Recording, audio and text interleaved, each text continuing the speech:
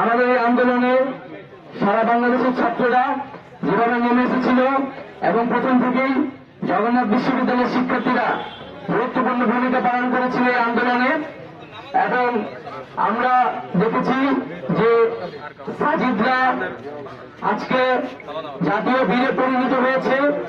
সবার প্রতি আমাদের অনুরোধ থাকবে, আহ্বান থাকবে, আজকে সাজিদরা যে কারণে মারা গিয়েছে, যে কারণে শহীদ হয়েছে, সেই প্রতিশ্রুতি, সেই নতুন বাংলাদেশ যাতে আমরা আমাদের জীবন দিয়ে হলেও রক্ষা করি।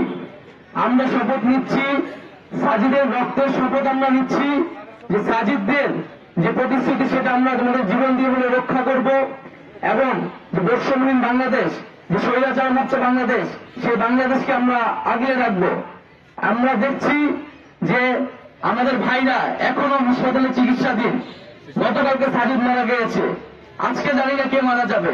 প্রতিদিনই কিন্তু আমাদের শহীদের তালিকা ক্রমশ বৃদ্ধি হচ্ছে। অথচ আমরা এখনো দেখছি যে এই যে যারা আওয়ামী লীগ স্বৈরাচারী তাদের দোষররা কিন্তু এখনো নানা ধরনের ষড়যন্ত্র করার চেষ্টা করছে।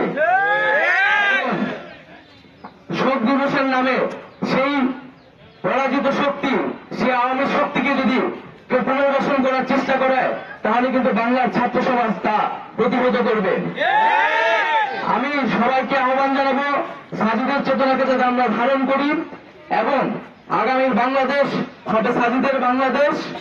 আমি এখানে কথা দিয়ে যাচ্ছি যে আমি সাজিদের মা আমার মা, আমাদের সকলের মা, একজন বীরের মা। সাজিদের বাবা আমাদের সকলের বাবায় পরিণত হয়েছে। সাজিদের পরিবারের দায়িত্ব আমার এবং এই সরকারের, এবং এই প্রতিশ্রুতি আপনারা দিয়ে যাচ্ছি তাদের পারিবারিক আর্থিক সকল কিছু আমরা নিশ্চয়তা দিব।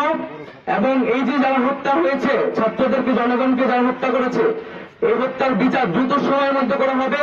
অলরেডি আপনারা দেখেছেন যে ট্রাইব্যুনাল করা হয়েছে, সেখানে হুকুমের আসামে শেখ হাসিনা সহ সবাইকে কিন্তু দায়ী করা হয়েছে।